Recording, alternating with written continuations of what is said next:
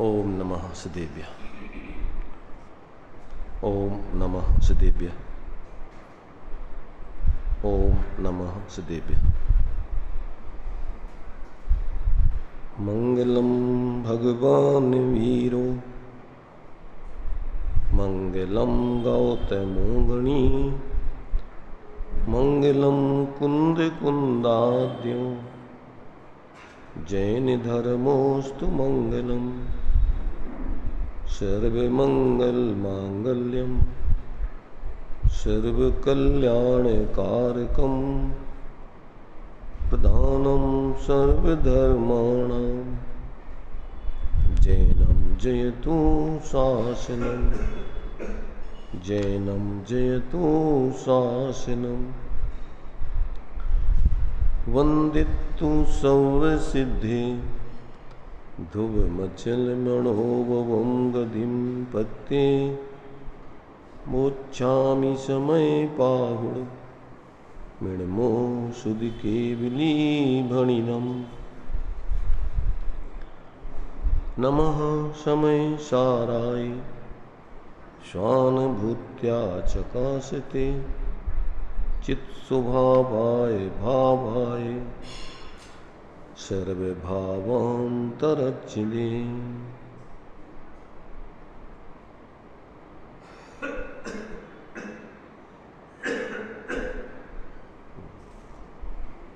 चर्चा अपनी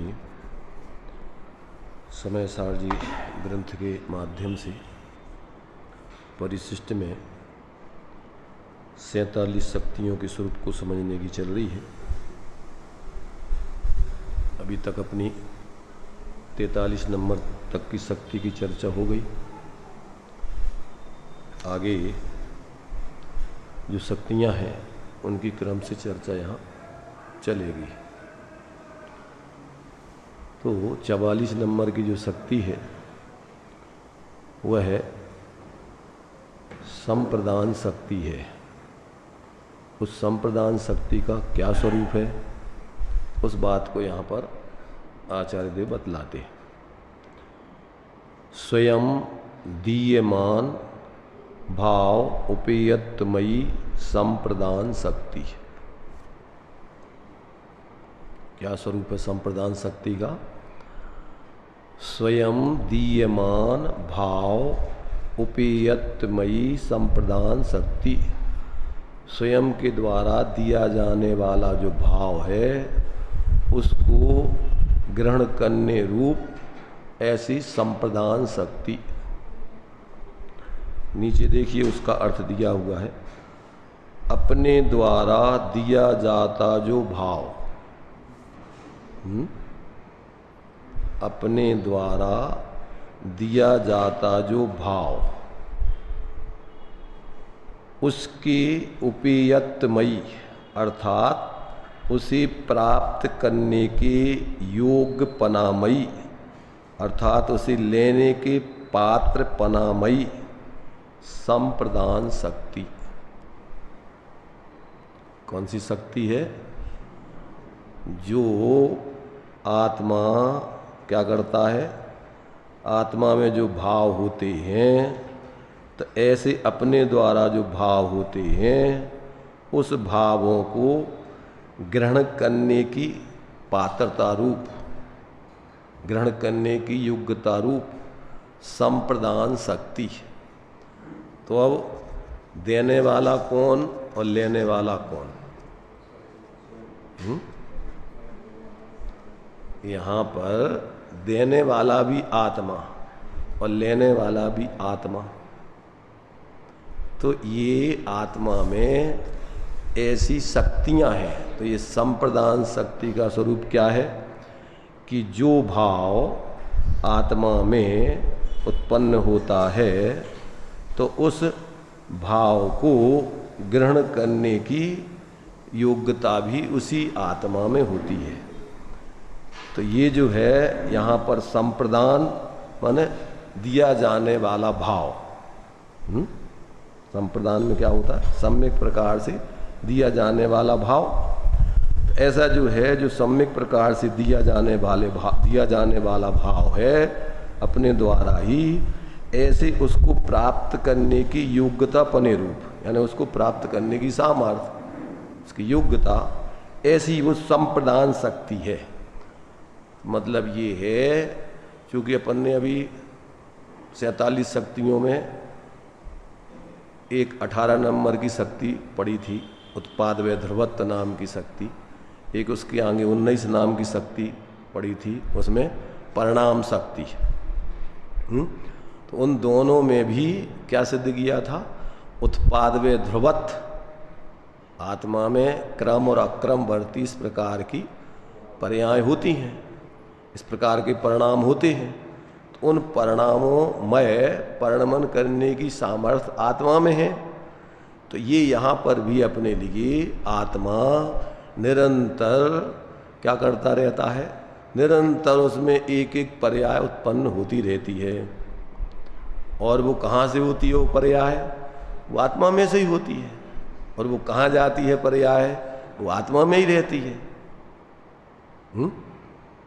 जैसे अपन ये विचार करो कि जैसे कुंडल, कड़ा, अंगूठी आदि जितनी भी पर्याय होती हैं वो काय में होती हैं? तो उनको उत्पन्न करने वाला कौन है? सोना। और वो पर्याय किसको दी जाती हैं? उसी सोने में ही रहती हैं। तो ऐसा जो है यहाँ पर आत्मा में क्या है? एक संप्रदान शक्ति है कि निरंतर आत्मा अपने भावों को निरंतर उत्पन्न करते हुए अपने लिए ही देता रहता है। भाई देखो, अपना जो कुछ भी है प्रत्येक द्रव्य का अपने द्रव्य को छोड़ के बाहर उसमें से कुछ नहीं जाता है, समझ ना? बाहर से लेना देना तो कुछ होता ही नहीं है। बाहर से लेना देना तो ये भ्रम है जीव का। क्या है? अपने में अपना जो कुछ भी है वो अपनी सीमा ही में रहता है।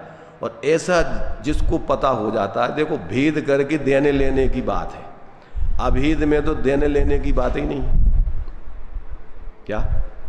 अगर अभेद पने से विचार करो तो एक अखंड वस्तु है, उसमें कुछ भी लेना देना बनती नहीं है। तो ये तो अपन को व्यवहार करके जब अपन विचार करते हैं तो चूंकि आत्मा में इस प्रकार से उत्पाद व ध्रुव निरंतर हो रहा है, गुण पर्याय व द्रव्यम, गुण पर्याय निरंतर आत्मा में विद्यमान है। तो आत्मा निरंतर द्रव्यपने से रहते हुए निरंतर पर्याय रूप परिणमन कर रहा है।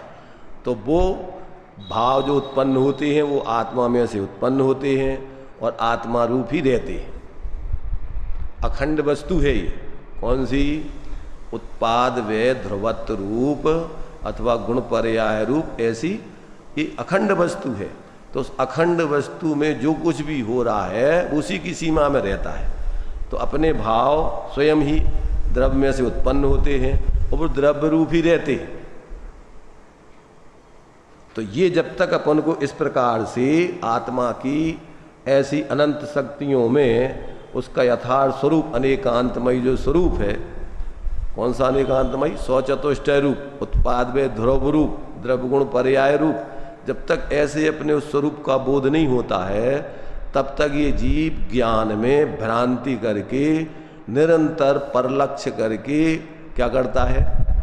अन्यथा जानता है, अन्यथा मानता है, अन्यथा रूप राग द्वेष रूप वृत्ति करता रहता है। बाहर में से तो कुछ आता जाता तो है नहीं, अपने स्वरूप को भूलकर। ऐसा जो आत्मा अखंड स्वभाव रूप है, आत्मा में सद्भुत व्यवहार से समझने के लिए भेद हैं, पर वास्तव में वो कोई अपने लिए ऐसे भेद कोई सर्वथा अलग अलग नहीं है। कैसी है? अखंड वस्तु में ये जो गुण पर्याय आदि हैं वो सब उस अखंड वस्तु में अभेद रूप से विद्यमान है और द्रव्य उनमें सभी में, गुणों में, पर्यायों में अभेद रूप से व्याप्ता है। देखो, पर्याय, एक पर्याय उत्पन्न होती है, एक पर्याय विनष्ट होती है और वस्तु ज्यों की त्यों उसी समय ज्यों की त्यों बनी रहती है। तो वो जो पर्याय उत्पन्न होती है, वो पर्याय उत्पन्न होती है तो पूर्व में वो कहाँ थी? कहाँ से उत्पन्न होती है? द्रव्य पने रूप अभी वो विद्यमान थी, उसमें उस पर्याय के परिणमन करने की शक्ति है। तो उत्पन्न होती है, और वो पर्याय विनष्ट होती है तो वो कहाँ जाती है? उसी द्रव्य में ही लीन हो जाती है, तो द्रव्य से अलग थोड़ी जाती। तो पूरी प्रत्येक वस्तु क्या है? भूत और वर्तमान, भूत और भविष्य की पर्याय अभी द्रव्य रूप ही है। किस रूप है वो? भूत और भविष्य की पर्याय। भविष्य की पर्याय शक्ति रूप, भूत की पर्याय योग्यता रूप, और वर्तमान की पर्याय पर्णमन रूप। और वो पर्णमन रूप पर्याय आत्मा से क्षणिक तादात्म्य संबंध रख करके आत्मामय ही रहती है। क्या कहा? वो वर्तमान की जो पर्याय है वो भी कोई आत्मा से सर्वथा अलग नहीं है, दोनों अनन्य, माने सद्भूत व्यवहार से अपन द्रव्य स्वभाव पर्याय स्वभाव अलग अलग भी कहते हैं, और जब अभेद पने से देखते हैं तो दोनों अनन्य रहे सदा। पर्याय मय द्रव्य और द्रव्यमय पर्याय है। क्या? कुंडल, कड़ा, अंगूठी, चैन वो कैसी है? स्वर्णमय है, स्वर्ण से कोई अलग नहीं है। वो तो देखने का तरीका है। जब अपन अवस्था की दृष्टि से देखते हैं तो अपने लिए वो द्रव्यपना गौण हो जाता है। क्या हो जाता है? वो द्रव्य स्वभाव गौण, उसमें सोना नहीं देखते। जब अपन पहनते हैं तो अपन काय का आनंद लेते हैं? वैसे तो अभेद रूप से अपन स्वर्णमय गहने का आनंद लेते हैं। देखो उसमें अपन को जब पहनते हैं ना तो अपन को ये भी रहता है कि सोने का पहने हुए, पर क्या पहने हुए हैं? हार पहने हुए हैं, जो भी अपन चेन पहने हुए हैं, चूड़ी पहने हुए, जो भी है, तो उसमें अपने लिए दोनों का अनन्यपना भाषित हो रहा है कि वो जो है अपने लिए जो भी हार है वो सोने का है। तो अब जब भेद करके विचार करते हैं, अभेद रूप से जब अपन अनुभव करते हैं, तब तो उसमें कोई विकल्प नहीं है। कौन सा? ना अपने लिए उस हार का विकल्प है, ना सोने का विकल्प है, निर्विकल्प होकर के व्यवहार से उसका अपन एक आनंद, अपना एक विशेष प्रकार से ऐश्वर्य अनुभव करते हैं कि हम विशेष चीज पहने हुए। आत्मा में तो कुछ देखो ऐसा कोई भेद आदि का विकल्प तो अपन समझने के लिए है। अनुभव के काल में या सर्वज्ञ पूर्ण दशा में तो कोई विकल्प होते नहीं। वस्तु जैसी है अभेद होकर के निर्विकल्प अनुभव में आती है। तो जब तक अपन को समझने के लिए अपन को ये सब भेद हैं, पर अनुभव के लिए क्या है? अनुभव के लिए तो वस्तु जैसी है भेदा भेद रूप में सामान्य रूप से निर्विकल्प होकर पर्याय अपने स्वभाव में तादात्म होकर अनुभव करती है।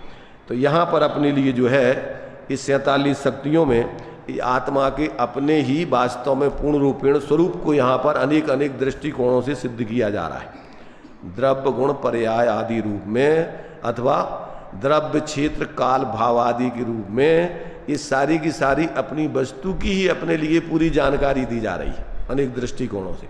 अब उसमें से अपन को एक वस्तु की सिद्धि करना है। काय की सिद्धि करना है?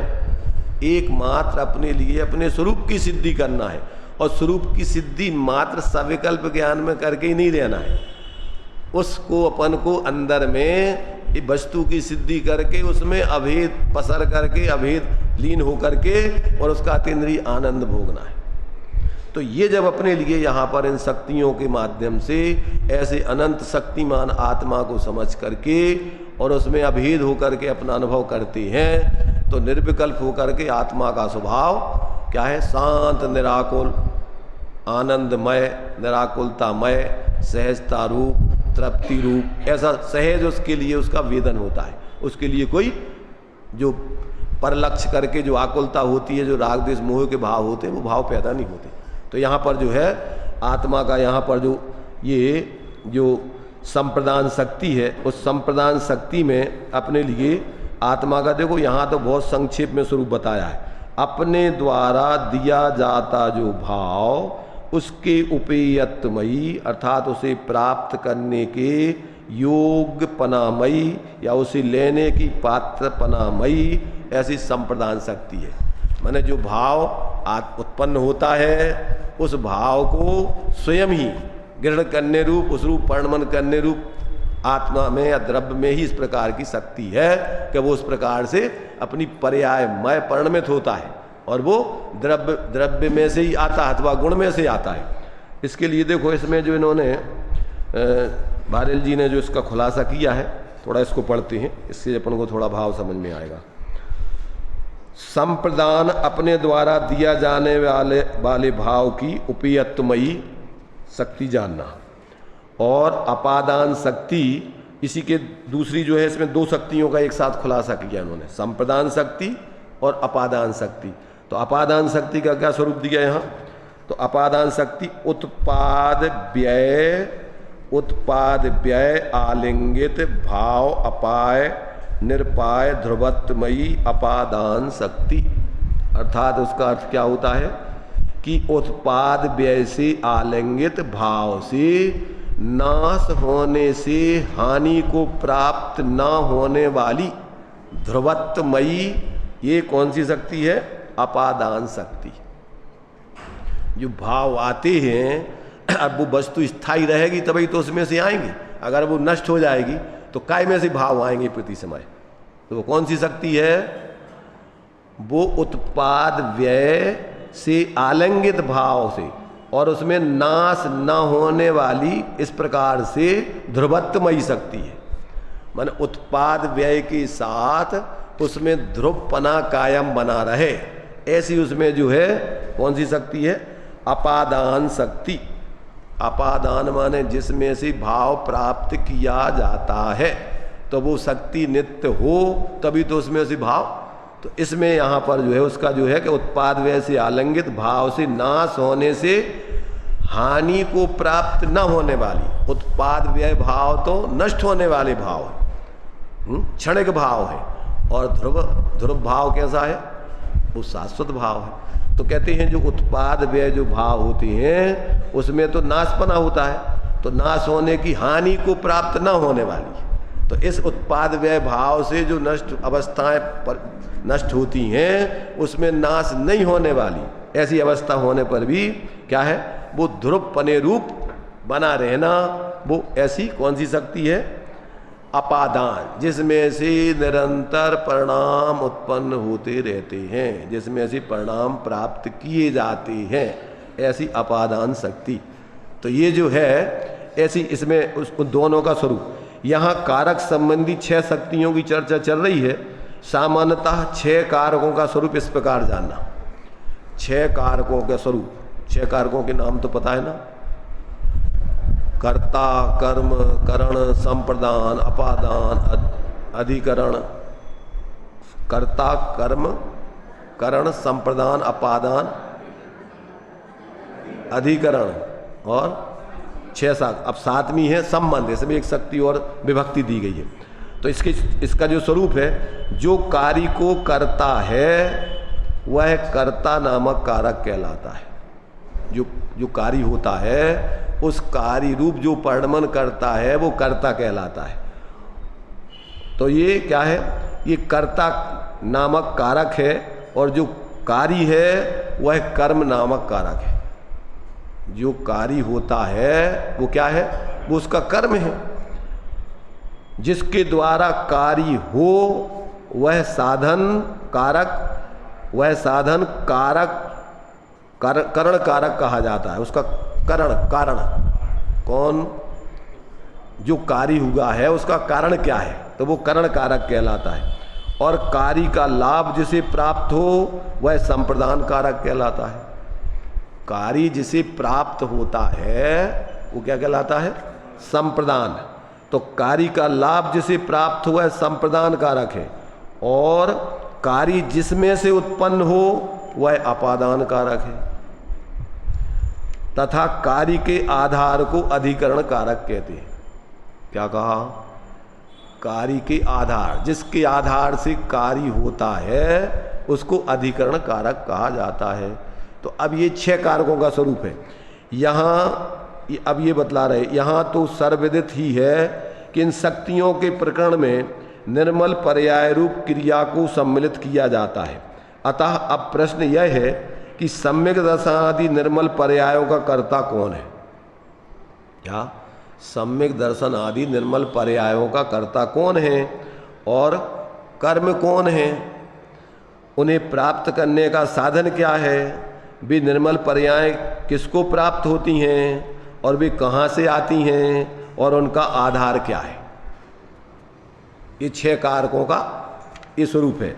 तो अब कर्ता शक्ति में यह बताया गया कि उनका कर्ता यह आत्मा स्वयं है, या जो परिणमन करता है वही उसका कर्ता है। तो जो है ये जो है वो आत्मा ही वास्तव में अपनी पर्यायों का कर्ता है, क्योंकि इसमें एक कर्ता नाम का गुण शक्ति है। अब ये 47 शक्तियाँ हैं, तो ये शक्तियाँ शाश्वत हैं, तो उसमें इस प्रकार का एक कर्तापने का माने उसकी गुण कहो, विशेषता कहो, वो उसमें विद्यमान है।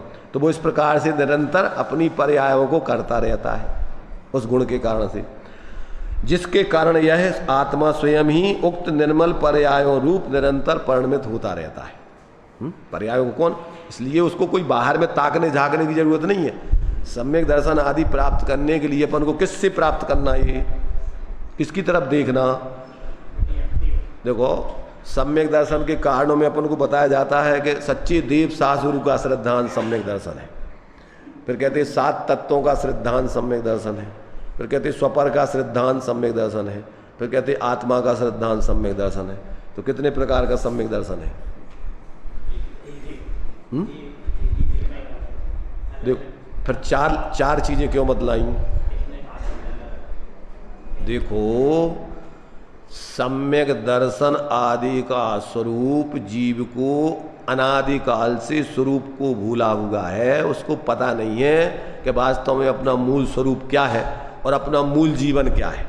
अभी तो अनादिकाल से मोह महामद पियो अनादि भूल आपको भरमतवादी। तो अब अपने स्वरूप को, 7 तत्वादि को, 6 द्रव्यवादी को, वस्तु के स्वरूप को बताने वाला कौन है? कौन बताएगा तुम्हें?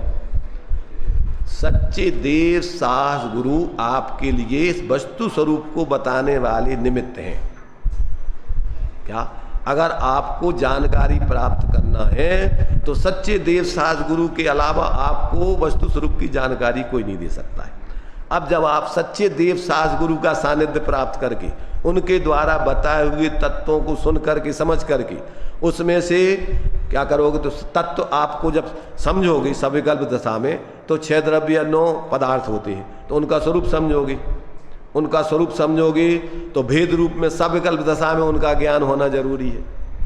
फिर उसमें से आपको स्वपर का निर्णय करना पड़ेगा। इन 7 तत्वों में, इस 7 तत्व अपन ने द्रव्य संग्रह जब पढ़ी थी, तो ये आश्रव, बंध, संवर, निर्जरा, मोक्ष, पुण्य और पाप, ये क्या है? जीव अजीब के विशेष हैं। तो जीव अजीब के विशेष मतलब क्या? अजीब तो 5 प्रकार के हैं, पुद्गल, धर्म, अधर्म, आकाश, काल। तो कौन से अजीब के विशेष हैं?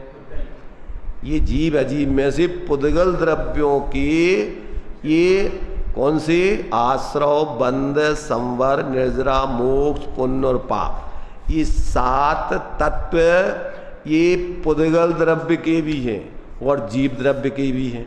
जीवाजीव विशेषा, तो ये जीव और पुद्गल की अवस्थाएं हैं। कौन सी? पुण्य रूप, पाप रूप, यानी आश्रव रूप, बंध रूप, पुण्य रूप, पाप रूप, संवर रूप, निर्जरा रूप, मोक्ष रूप, ये 7 तत्व रूप पुद्गल द्रव्य की भी अवस्थाएं हैं। तो किस रूप में है वो? देखो जीव के संयोग और वियोग रूप में। आश्रव, बंध और पुण्य पाप संयोग रूप में है। जब जीव के इस प्रकार के भाव होते हैं तो उनमें निमित्त नैमित्तिक संबंध बनता है। तो जीव के भावों के साथ और इन कर्मों का ऐसा परस्पर निमित्त नैमित्तिक संबंध है। जब जीव अपने स्वरूप को भूलकर पर में प्रवृत्ति करता है तो कर्मों का आश्रव बंध होता है और उसमें मंद कसाय रूप करता है तो पुण्य आश्रव होता है, तीव्र कसाय आदि रूप करता है तो पापाश्रव होता ही।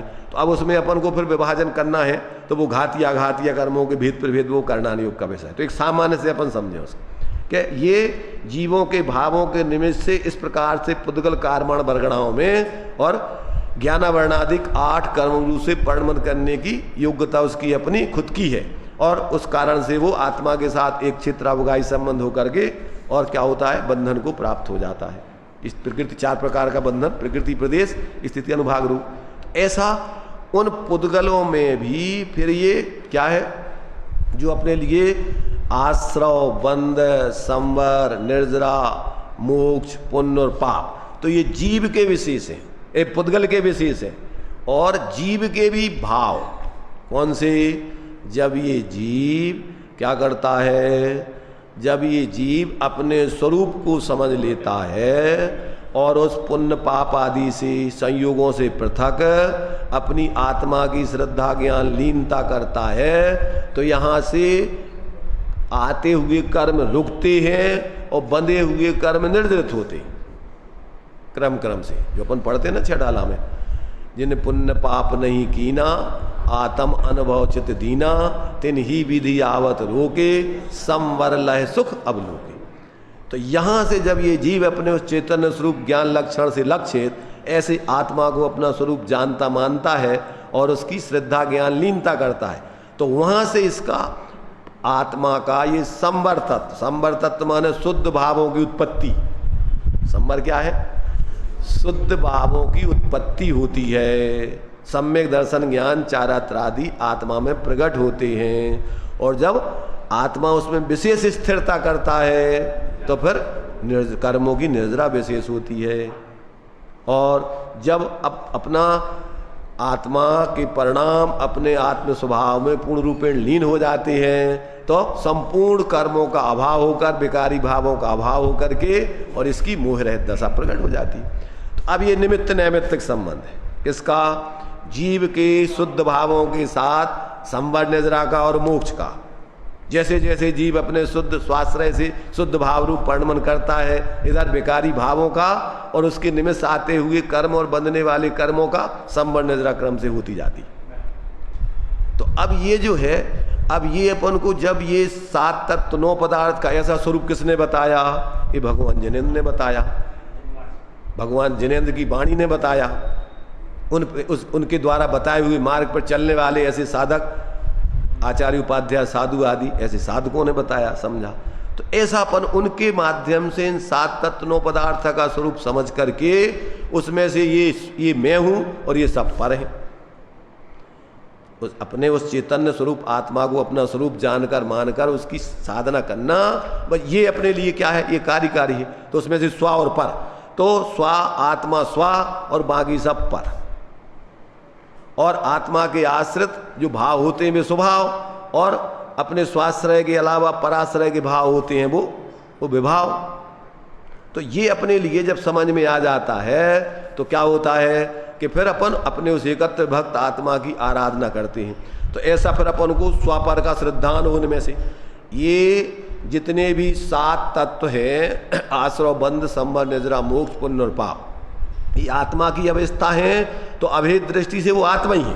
स्वापर में लिया ना, जीव अजीव के विशेष लिया तो वो आत्मा ही है। तो ऐसे 2 में बांट लिया उसको अपन, एक तरफ अपना स्व और एक तरफ पर। ये अपने भाव, ये दूसरों के भाव। माने जो अपन बोलते ना कि किसी का अंश किसी में नहीं मिलाना। सम्यक दृष्टि जब होता है जीव तो क्या करता है? अपना द्रव, अपने प्रदेश, अपने गुण, अपनी पर्याय वो किस में लेता है? वो स्व में लेता है। पर द्रव, पर प्रदेश, पर गुण, पर पर्याय वो सब पर में जानता है। तो उसमें ऐसा भेद विज्ञान करके और फिर जब अपने उस अभेद चेतन आत्मा की श्रद्धा ज्ञान लीनता करता है तो क्रमशः शुद्ध भावों की सिद्धि होती जाती है, अशुद्ध भावों का अभाव होता जाता है और बंधे हुए कर्म और बंधने वाले कर्म क्रमशः निर्जरित होते हैं, रुकते जाते हैं और एक दिन आत्मा अपनी पूर्ण स्वास्थ्य दशा को प्राप्त होती है। तो फिर उसमें क्या है? तो यहाँ अपने लिए फिर जब श्रद्धा होती है तो अपने एक निःशुद्ध आत्मा की तो जो 4 लक्षण बतलाए हैं वो सदनिमित्तों की अपेक्षा, बताए हुए भेद रूप 7 तत्व 9 पदार्थ आदि की अपेक्षा, उसमें से फिर सामान्य से स्वपर की अपेक्षा और अभेद दृष्टि से एक शुद्ध आत्मा की अपेक्षा।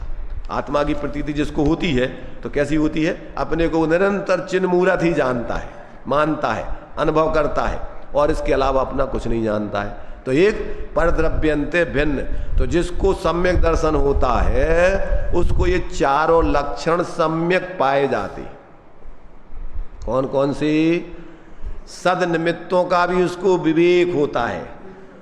देव वीतराग सर्वज्ञ होते हैं, इसके अलावा और कोई देव नहीं होते। क्या? उन देवों को दो भागों में बांट दिया, सकल निकल परमात्म दो विद, तिनमें घात निभारी, श्री अरहंत सकल परमात्म लोकालोक निहारी।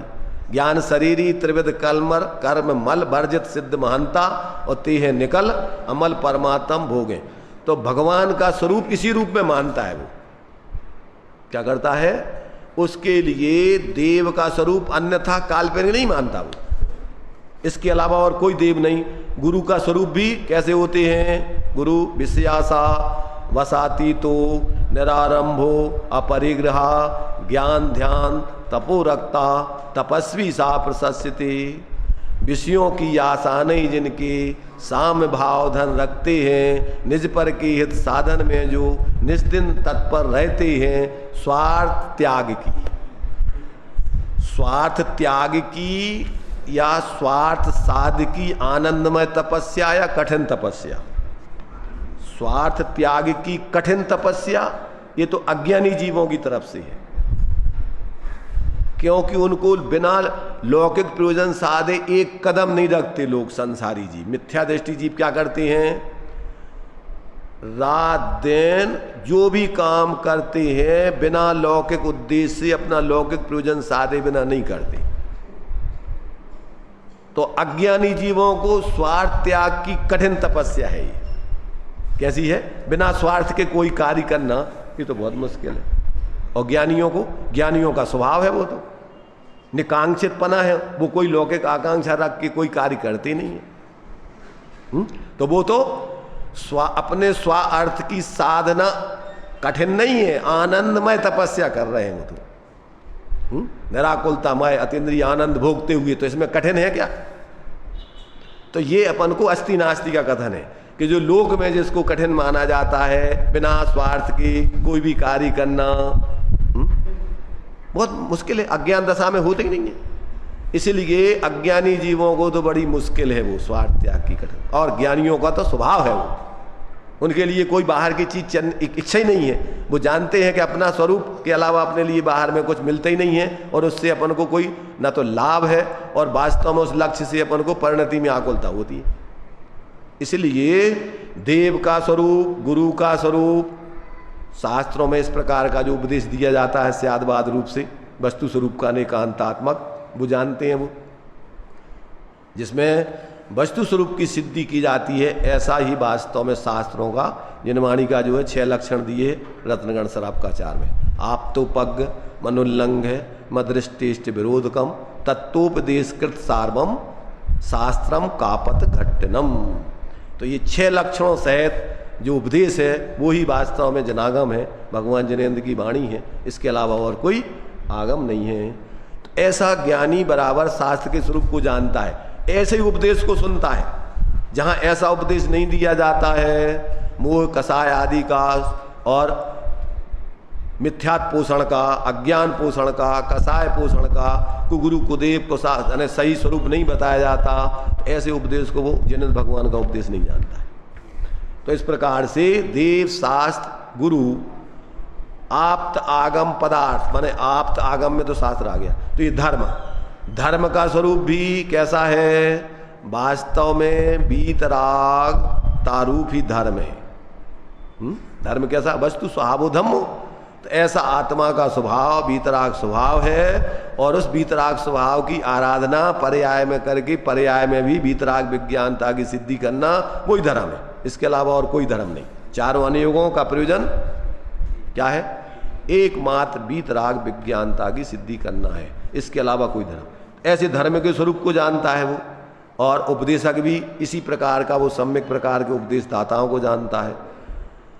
तो जो ज्ञानी होते हैं उनके जीवन में इन सब का सम्यक प्रकार से यथा योग ज्ञान श्रद्धान होता ही है।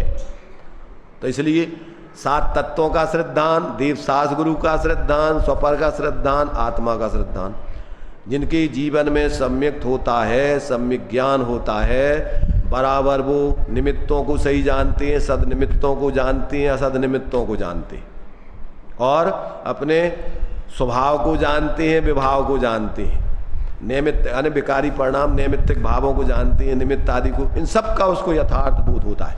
तो ऐसा बोध होने से उसके जीवन में बराबर संतुलन चलता है। क्या चलता है उसके जीवन में? देखो, जितना भी व्यवहार का कार्य होता है, उपदेश आदि का कार्य, एक होता है निचली भूमिका में करुणा बुद्धि से और एक होता है कर्तृत्व बुद्धि से। क्या कहा? एक होता है करुणा बुद्धि से, एक होता है कर्तृत्व बुद्धि से। इन दोनों में क्या अंतर है? करुणा बुद्धि सम्यक दृष्टि के जीवन में पाई जाती है। देव जिनेन्द्र गुरु परिग्रहभिन धर्म दयाजुत्सारो यहु मान सम्यक्त को कारण। सम्यक्त का कारण भी है और सम्यक्त का सहचर भी है।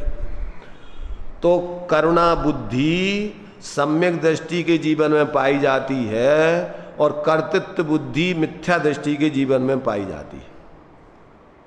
क्या कहा? मिथ्या दृष्टि उपदेश आदि दे करके या तो क्या करता है, दंभ करता है और या दीनता करता है।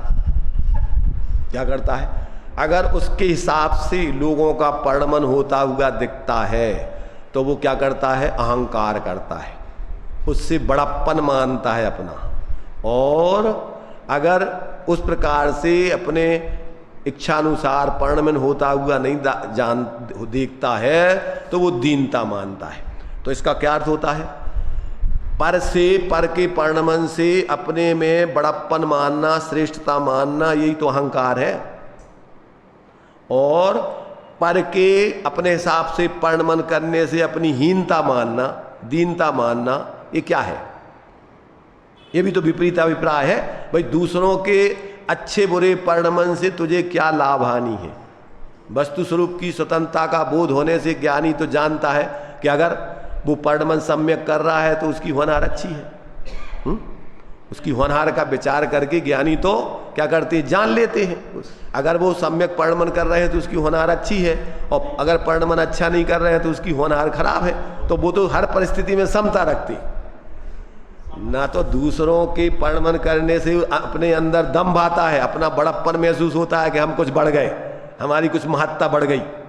और दूसरों के परिणमन नहीं करने से, अन्यथा परिणमन करने से ना अपना कुछ घट गया, ना अपने में कुछ कमी आ गई, ऐसा अनुभव करता है। और मिथ्या दृष्टि को क्या होता है? तो जिनको इस प्रकार से व्यवहार में उपदेश आदि होता है तो वो तो तत्व ज्ञान पूर्वक शुभ भाव उनके अंदर के सब जीव सत्य समझे और समझ करके वास्तव में सुखी हो। उनसे हमारा कोई हिताहित नहीं है। क्या है? ऐसा अंदर में ज्ञान करके ज्ञानी जीव निरंतर व्यवहार में प्रवृत्ति करते हुए भी सहज रहते हैं। उनमें असहजता नहीं होती है, उसमें दीनता और दंभ नहीं आता है। और अज्ञानियों के जीवन में क्या होता है? निरंतर दीनता और दंभ। उनका जीवन पूरा पर से तुलनात्मक ही चलता है। लोक में भी दूसरों के पास धन संपत्ति है, परिवार बाहर के संयोग बहुत हैं, तो वो क्या करता है? वो अपने को दीनहीन मानता है, उनको बड़ा मानता है। क्या होता है? जैसे कुत्ता होता है ना, कुकर वृत्ति होती है मिथ्या दृष्टि की। तो जैसे ताकतवर कोई होता है तो उसके सामने दीनहीन होकर के पूंछ लाता है, और अगर कमजोर होता है तो उसके सामने अकड़ दिखाता है। ऐसे ही मिथ्या दृष्टियों के जीवन में दंभ और दीनता निरंतर चलती रहती है, जबकि ज्ञानियों के जीवन में दूसरों के कारण से ना उनको दंभ आता है ना दीनता, सहज साम भाव स्वाश्रय से अपना जीवन जीते।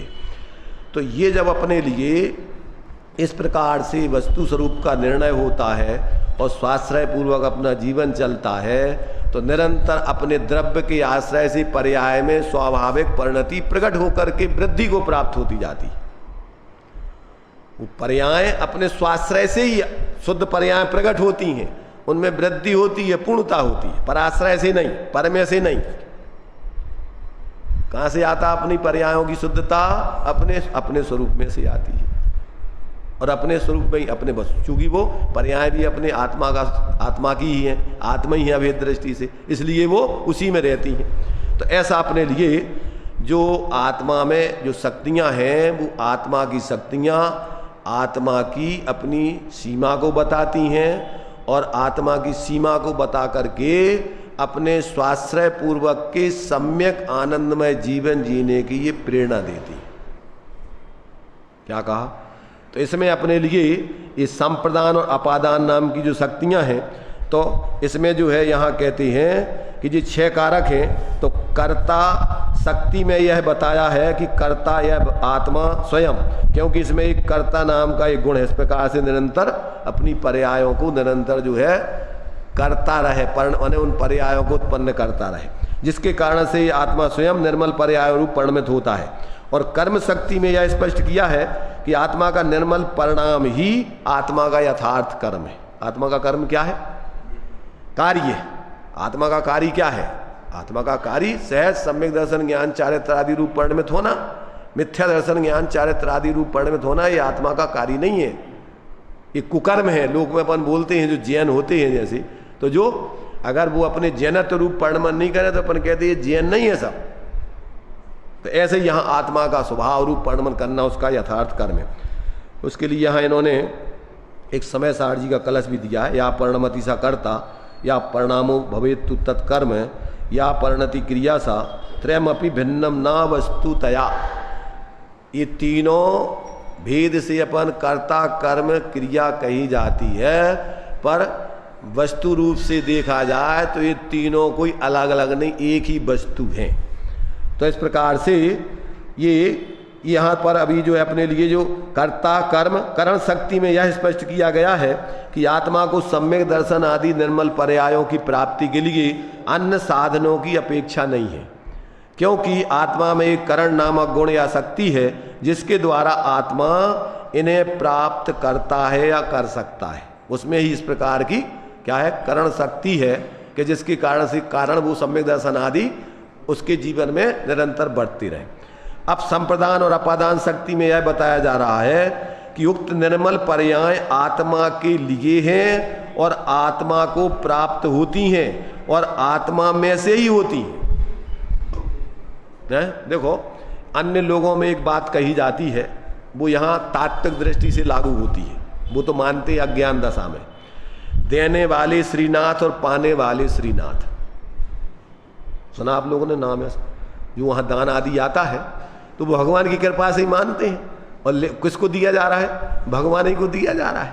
तो ऐसे ही जो अपने में जो शुद्ध पर्याय होती हैं उसको देने वाला कौन और लेने वाला कौन?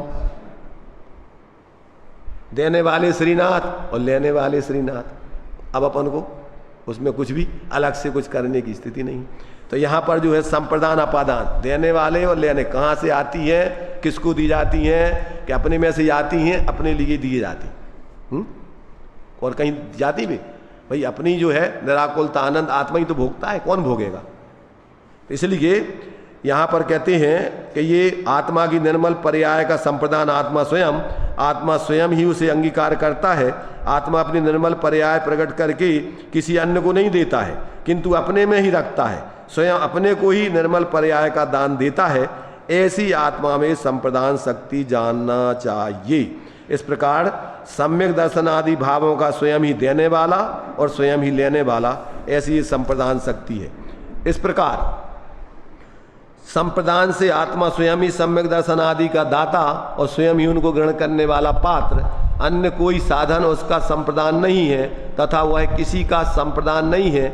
आत्मा की ऐसी शक्ति को जानने से आत्मा समझने में आता है और धर्म भी होता है, ऐसा जानना चाहिए।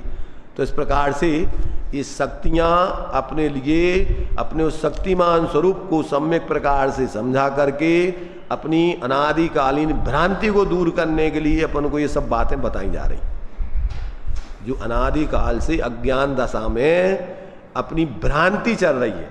इसलिए जो सुतभवन नय दीपक ग्रंथ है उसमें सबसे प्रथम सम्यक विचारों से मिथ्या विचारों का निरसन करना चाहिए। उसको उसमें तो लगा सम्यक कल्पनाओं से मिथ्या कल्पनाओं का निषेध अभाव करना चाहिए। तो अनादिकाल से जीव क्या कर रहा है? मिथ्या विचारों वाला बना हुआ है। देह जीव को एक गिन रहा है, बाहर के संयोग भोगों से सुख बुद्धि रखे हुए है, इन बाहर के पदार्थों में ममत्व आदि अपने मानता है। ये सब कौन से विचार चलते इसके? ये मिथ्या विचार, मिथ्या कल्पनाएं करता है। तो सबसे पहले तो आगम से, युक्ति तर्क से, ज्ञानियों को उपदेश से सम्यक विचारों में आवे, और फिर सम्यक स्वरूप के अवलंबन से क्या करे, सम्यक विचारों का भी अभाव करके निर्विकल्प होकर के अतीन्द्रिय आनंद को भोग के सच्चा धर्मात्मा बने। ये अपन को विधि है काहे की सुखी होने की। सबसे प्रथम में प्रथम आगम का सेवन, युक्ति का अवलंबन, पर गुरुओं का उपदेश और फिर इनके माध्यम से सम्यक तत्व का निर्णय करके स्वरूप तरफ ढल के अभेद आत्मा की अनुभूति करना, बस एकमात्र यही अपने लिए सुखी होने का उपाय है। इसके अलावा और कोई दूसरा उपाय किसी के लिए न था, न है और न होगा। इस प्रकार से अपन क्रमशः शक्तियों के स्वरूप को समझ करके और अपन अपने शक्तिमान के अवलंबन से सारी भ्रांति तोड़ करके शांति का अपने जीवन में सेवन करें।